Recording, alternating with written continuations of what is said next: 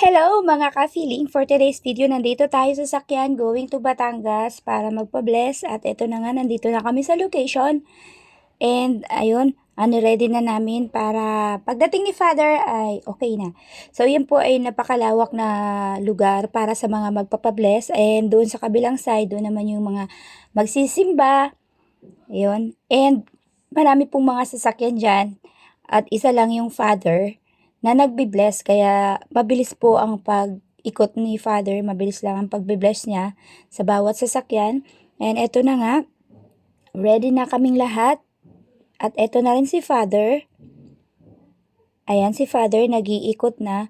So, dito po wala siyang bayad. Ang gagawin nyo lang po, pwede kayong magbigay ng donation. Ayan, any amount naman po siya. Ayan, ayan si Father. Nandyan din ako sa kabilang side. Yan, sobrang bilis lang niya. Kasi maraming mga sasakyan.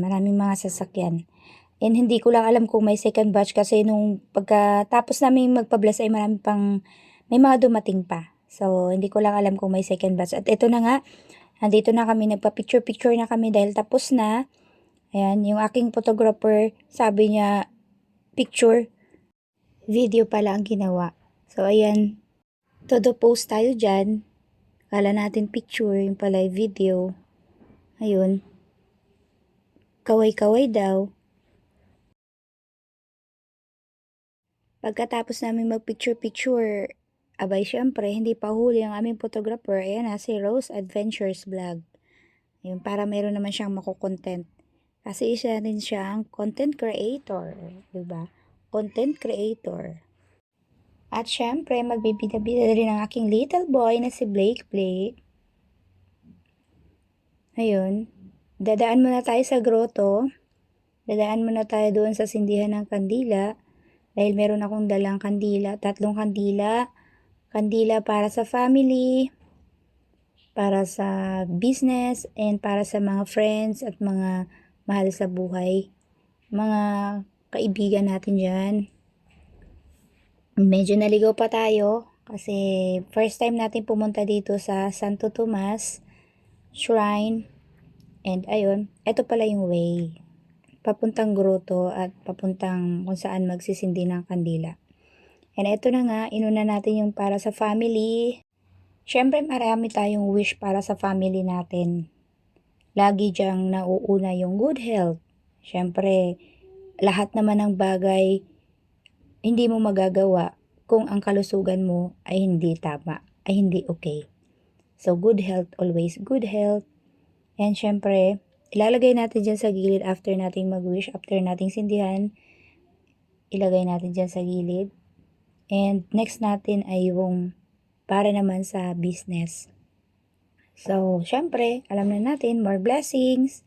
And sana maging okay, laging safe sa pagbabiyahe and sa lahat.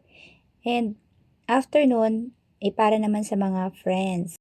Marami rin tayong wish sa ating mga kaibigan. Syempre, yung una-una dyan, good health. And malayo sila sa anumang kapahamakan. At syempre, blessing na rin sa kanila, more blessing din sa kanila sa taong 2024. After namin magsindi ng kandila, ay umakyat na kami sa grotto. Maraming tao dito, maraming nagpapapicture, maraming nagpipray. So, medyo hindi tayo agad-agad nakapasok dahil marami pang nakapila dyan, marami pang tao. So, ayun. Medyo, ayan, nagkaroon tayo ng space. Makakapasok tayo dyan. Ayan, so magpipray tayo, mag-wish din tayo dyan.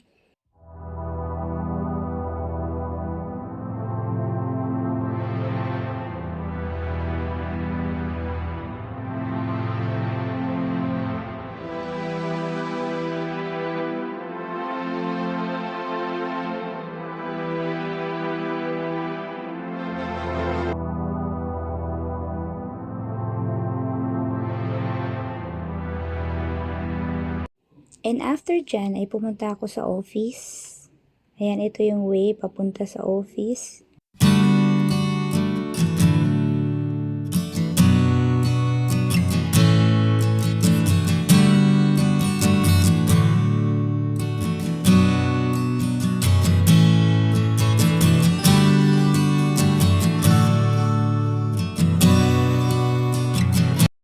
Sa aking paglalakad ay meron akong nakasalubong.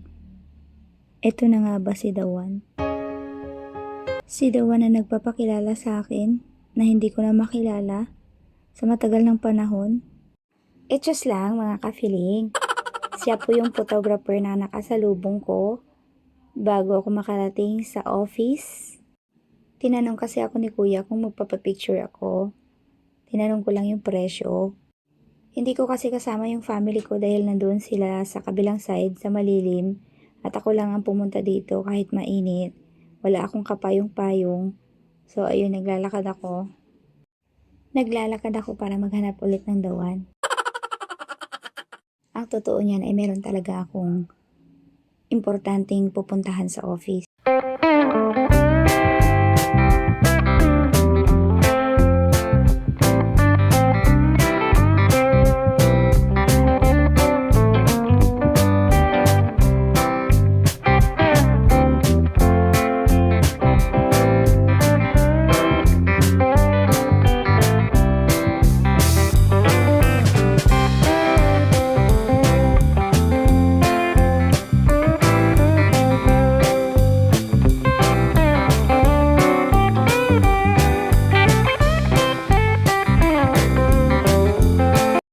And after nga doon sa office ay naghanap kami ng CR. Ito nga pala yung church nila guys. Ayan, malaki po siya.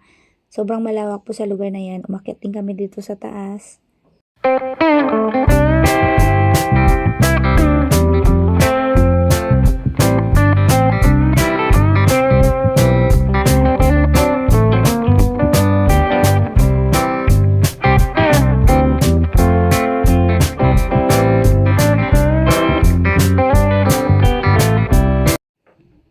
At pagkatapos namin dito, ay bumaba kami. Naghanap kami ng CR. At ito nga si Rose, naglalakad, naghanap ng CR kasi walang CR dito sa may baba. So, ayun si Rose, naglalakad kahit mainit. Ayan si Rose. Yan si Rose Adventures Vlog. Wala ding payong dahil naiwan sa sasakyan. Tambay muna sila dito sa ilalim ng puno. Dahil ang init-init. Nakala ko may hinihintay. Akala ko itong naka-blue, hindi naman pala lumihis. Frank natin si Mami kasi pauwi na kami.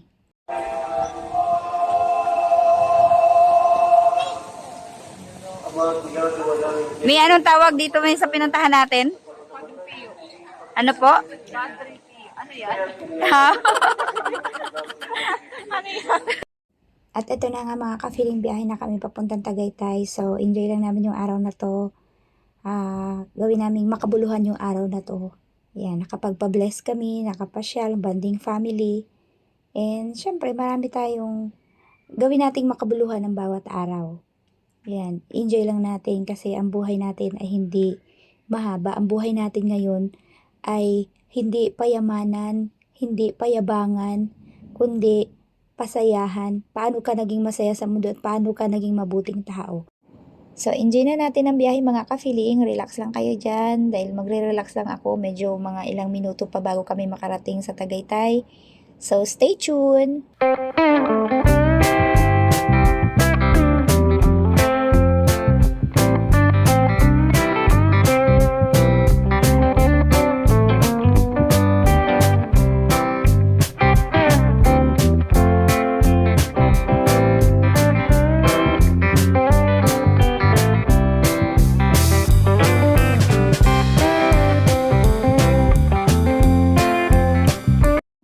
And ito na nga mga ka-feeling, nandito na kami sa Tagaytay. Ito po ay People's Park. Ayan, sobrang lamig nung dumating kami.